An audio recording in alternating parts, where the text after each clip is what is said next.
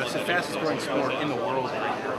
And so it certainly is mainstream. I think the UFC, especially with the deal with Fox, that was kind of, I thought we were mainstream before that, but the deal with Fox really brought us to mainstream. And I think it's also given us an opportunity to showcase the other side of the fighters.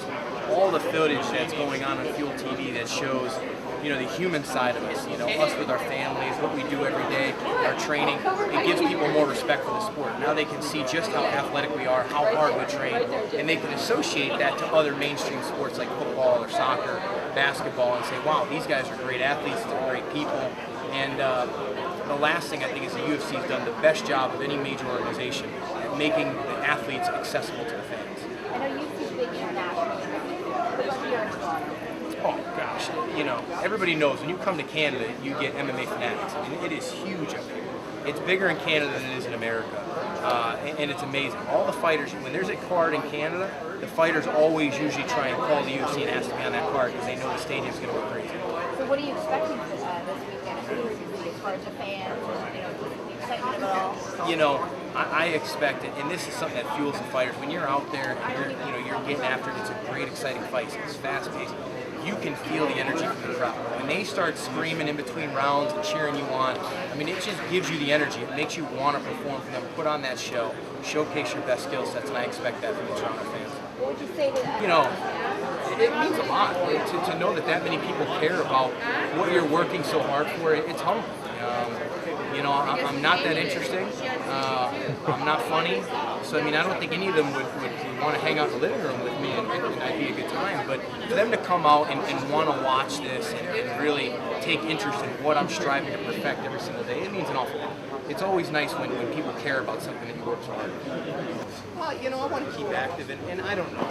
I really don't even think about all that stuff because right now, this is the biggest fight of my career. So, I'm focused on Mike, and a win over Mike makes everything else in my life easier. So I'll focus on that, and what Anderson wants, he's the greatest fighter of all time. He can do what he wants. We've got to earn the shot at him, and I've got to do that by having a great performance. So I'll focus on that, and then I'll worry about, the middleweight title picture afterwards. I didn't actually. I spent the whole time in Atlanta at my gym, and it really just because I want to be closer to my family, and my wife needs me home right now, so that made the most sense. I brought a lot of people in, a lot of great guys. Tom Watson's actually a British middleweight world champion making his UFC debut in about a week and a half. Raymond Jordan, who's one of the very best wrestlers in the country at my weight class, he actually moved in with me for this training camp and is moving to Atlanta. So I had a lot of great guys around me, and preparing for Mike and preparing for a huge fight. He's a great all-around fighter. So I focused on everything. I don't just train certain aspects of just the game plan. I got better completely as a fighter during this training camp, and I'm ready to showcase all those skills for Saturday. It's a completely different style. Mike has always been a nightmare for grapplers. He's very difficult to hold down, even from his early days when he fought Rashad Evans. And so, he did a much better job against Chael than I did. Since the Chael fight, I've worked a lot of my game. I've gone out and trained with Chael several times. I've fixed a lot of the issues that I had in that fight and gotten better in certain scenarios. Some nights you're on and some nights you're off, and it doesn't matter. What matters is going to be Saturday night. It's a completely different style matchup for Mike than me than Chael. Brian, are you happy to have an opponent like Michael who's so vocal in the media and in public? Well, I'm just happy that Michael's an opponent because he's a great fighter. He does a great job selling the fights, and that's always great as well. You get lucky when you fight a guy like that who can hype the fight up, and he generates so much interest in the fight.